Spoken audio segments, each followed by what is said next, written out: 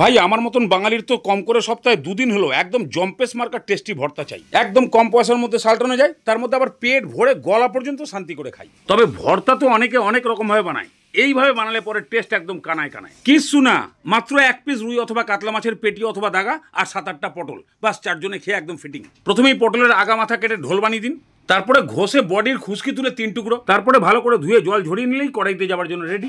এই পটলগুলো ভাজার জন্য আন্দাজ মতো তেল গরম করে দিয়ে দিন পটল, একদম অল্প করে একটু নুন ছড়িয়ে দিয়ে ভালো করে নাড়িয়ে ছাড়িয়ে এবার এটা ভাজা হতে থাক। এই কাজটা করুন। মাছকে জলের মধ্যে ফেলে দিন। আরে বাবা পালাবে না, সামান্য একটু নুন দিন, 5 মিনিট ভালো করে ফুটিয়ে দিন। 5 মিনিটের মধ্যেই পুরো সেদ্ধ হয়ে যাবে। নামান, জল ঝরান, ঠান্ডা করুন। আসুন এবার আপনাকে পটল তুলতে হবে। হ্যাঁ, পুরো ভেজে সেদ্ধ করার দরকার নেই, খালি মোটামুটি গায়ে একটা ভাজা ভাজা স্পট চলে আসলেই এবার তেল ছেঁকে তুলে নামিয়ে ঠান্ডা করুন। এতক্ষণে মাছ পুরোপুরি ঠান্ডা হয়ে গেছে, এবার কাঁটাগুলোকে বার করে দিন। দাগার পিস হলে একটু ভালো করে দেখে শুনে বেছে নেবেন, নাহলে আবার আপনার গালেই ক্যাক করে ফুটবে। তাহলে মাছ রেডি। এবার পটল যদি ঠান্ডা হয়ে যায় সিধে একদম মিক্সিং জারে এটাকে পিষিয়ে একদম পেস্ট করে দিতে পারেন, অথবা একটু ছ্যাঁতরা ছ্যাঁতরা টাইপে রাখতে পারেন। যেরকম খুশি রাখবেন তাতেই টেস্ট হবে। তাহলে এদিককার কাজ সব রেডি, এবারে ভর্তার ফিনিশিং হবে।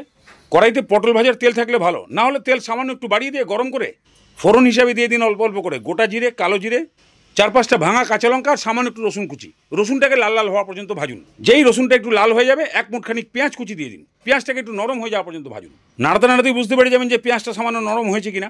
ওই সময় সেদ্ধ মাছটাকে দিয়ে দিন আর 2 মিনিট হাই ফ্লেমে ভাজুন। 2 মিনিট মতো ভাজলেই মাছের আষ্টানি গন্ধটা পুরো কেটে যাবে। বাস তারপরে পটল পেস্ট একদম ভালো করে কাচিয়ে কুচিয়ে নিয়ে নিন।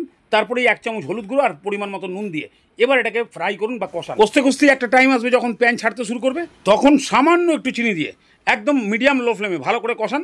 দেখবেন খানিকক্ষণ পরে ভর্তা থেকে তেল ছাড়তে শুরু করেছে, মানে ভর্তা রেডি।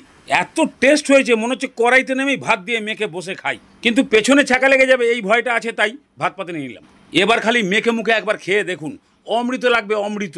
আমি এর মধ্যে অল্প একটু মাছ দিয়েছি বলে কত লোক কমেন্টে বলবে আপনি মাছ, মাংস, ডিম, পেঁয়াজ, রসুন ছাড়া রান্না করতে জানেন না। না, তাদেরকে বলি তোমরা একদিন মাছ ছাড়া পটল ভর্তা করে দেখো।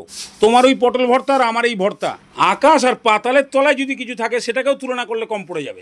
এই জন্য যদি পারো অল্প একটু মাছের টাচ দিয়ে দিও, একদম পেট ভরা ভাত এতেই খাওয়া হয়ে যাবে। আর এ যা অমৃত তৈরি হয়েছে, এখন মহিষাসুরা থাকলে ওই সমুদ্র মন্থনে গিয়ে আর সাপের ল্যাজ মাথা ধরে টানাটানি করতো না, সিধে কড়াইতে নেমে চেটেপুটে খেয়ে পালিয়ে যেত। তুমি কিচ্ছু করতে পারতে না, খালি দাঁড়িয়ে দাঁড়িয়ে দেখতে। Super super test. 40 টাকায় 4 জন।